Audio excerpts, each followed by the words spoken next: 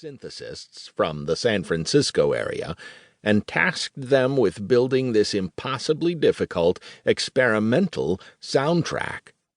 Working practically around the clock, in uncharted territory, they struggled in tedious monophonic work, note by note. They could spend days on a single cue, only to have it wiped out altogether in favor of another idea.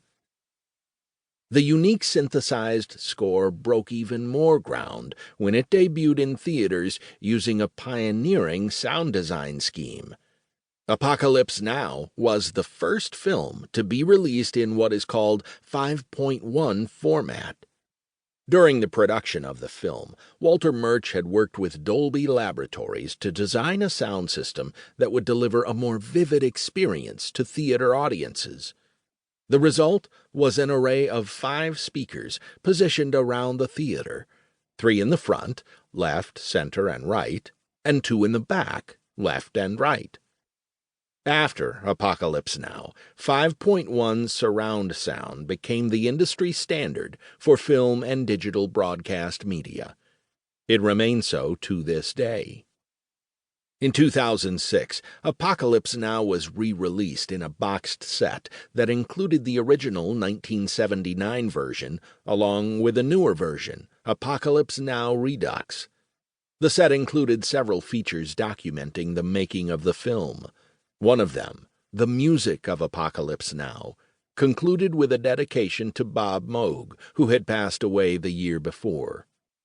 As we noted, the instrument used in the film's score was the largest Moog synthesizer in existence at that time. That instrument gave us the ability to conceive the soundtrack to Apocalypse Now as an entity in itself, one that joined with the film and was at least as important as the film.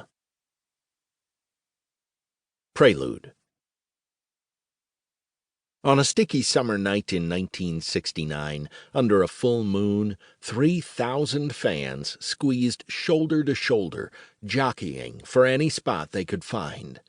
Latecomers perched on statues or dangled from trees. Through a haze of pot smoke, they craned their necks to get a glimpse of the jazz combo's gear.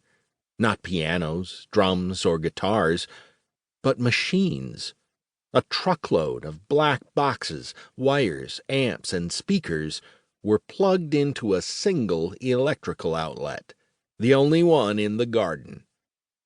Toward the end of the show, when the band tore into a high-energy improv, a woman stood up on the housing of the electrical socket for a better view. Slipping off, she accidentally kicked out the plug that fed every piece of equipment.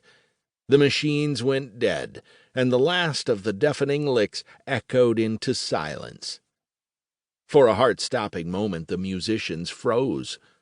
But the crowd, figuring the set was planned that way, erupted in cheers. Bob Moog, the young inventor of the machines, called the show.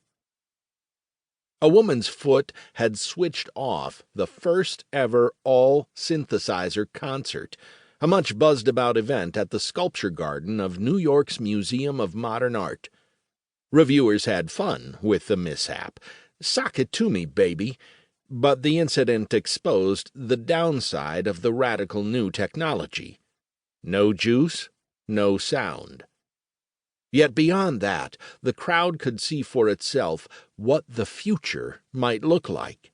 Music without instruments, forged completely in towers of equipment, driven by electricity coursing through circuits.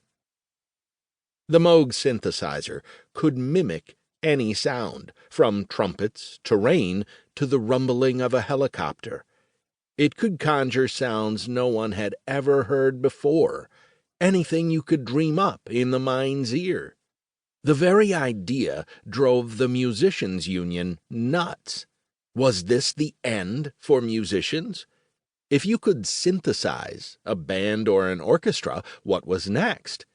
Gone would be the shimmying lead guitarist or the self-absorbed drummer flailing wildly, or section violinists gliding their bows in unison in giant orchestras.